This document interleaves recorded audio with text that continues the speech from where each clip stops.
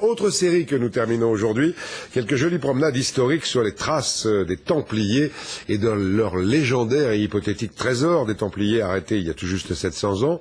Aujourd'hui, on va aller à Pin en Champagne où un trésor a déjà été trouvé, pas forcément le plus gros.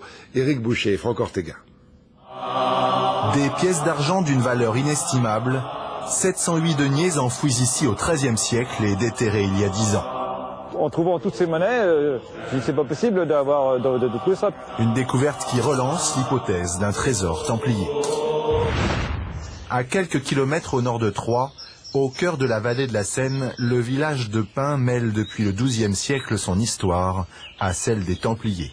C'est ici, dans ce paysage de champs à perte de vue, que Bernard décide un soir de partir tenter sa chance. J'ai trouvé quelques monnaies au niveau du sol. Je me suis aperçu que c'était quelque chose d'assez important. Et c'est là qu'après j'ai retrouvé l'ensemble en causant. Il m'a dit tu le devineras jamais, tu le devineras jamais. Il n'arrivait plus à parler, Bernard. Tu le devineras jamais, c'est incroyable, viens. Mais il voulait pas me dire ce que c'était au téléphone. Mais si, viens, il faut que tu vois ça. Et en effet, il était heureux comme un roi. Ah, c'est une découverte comme ça, c'est sûr que ça fait quelque chose. Hein. Une découverte qui ne doit pas tout au hasard, puisque c'est ici, ça n'a rien. Il a de la chance, oui. Oui, c'en est un morceau de poterie, oui. Un morceau d'anse de poterie. Dans ce champ désertique, que s'érigeait la première commanderie construite en France. Attention, il faut beaucoup d'imagination. On voit ici, ça devient beaucoup plus blanc, et il y a de plus en plus de morceaux de craie, de silex. C'est des morceaux de fondation qui remontent. Hein. Un petit peu, il y en a partout, regardez. À l'abri, les centaines de pièces d'argent royal sont conservées précieusement. Elles proviennent du nord et de l'ouest de la France. Par exemple, ces monnaies-là sont les monnaies du comte du Mans. C'est écrit en latin, comme est nominus, comte du Mans. Et de l'autre côté, ça veut dire signe du vivant.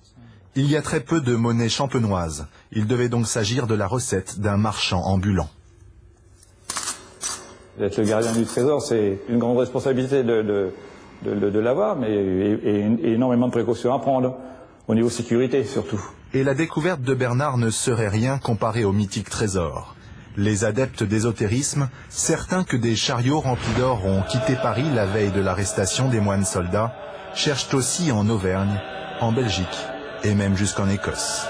La légende du trésor des Templiers n'est pas prête de s'éteindre.